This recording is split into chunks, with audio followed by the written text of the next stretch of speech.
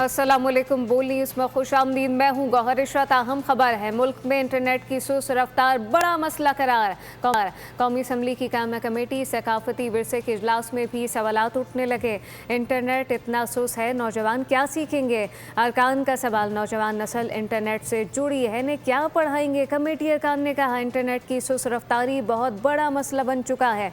मुल्क में इंटरनेट की सुस्त रफ्तार बड़ा मसला है। कौमी असम्बली की कायम कमेटी सकाफती विरसा के इजलास में भी सवालात उठने लगे हैं। मुल्क में इंटरनेट की सुस्त रफ्तार बड़ा मसला करार दी गई है। कौमी असम्बली की कायम कमेटी सकाफती विरसा के इजलास में सवालात उठने लगे।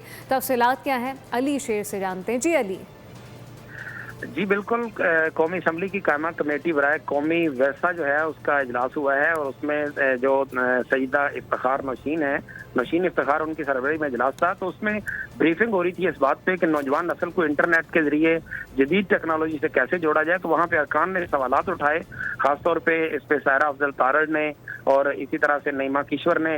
उन्होंने कहा कि जिस मुल्क में सबसे बड़ा मसला जो है वो इंटरनेट की फराहमी बन जाए, वहाँ पे तलबा क्या पढ़ेंगे? नौजवान नस्ल जो है वो किसी भी सूरत में नेट के बगैर रह नहीं सकती, उसकी ज़रूरत है, उसके बगैर कोई काम हो नहीं सकता। तो उसके बाद कमेटी ने जो दिलचस्प हल निकाला है वो यह है कि इंटरनेट की रफ्तार कम होने से बचाने के लिए तलबा जो है उनके ग्रुप्स बना दिए जाए और उनको 4-4 घंटे से ज़्यादा नेट इस्तेमाल करने की इजाज़त ना दी जाए।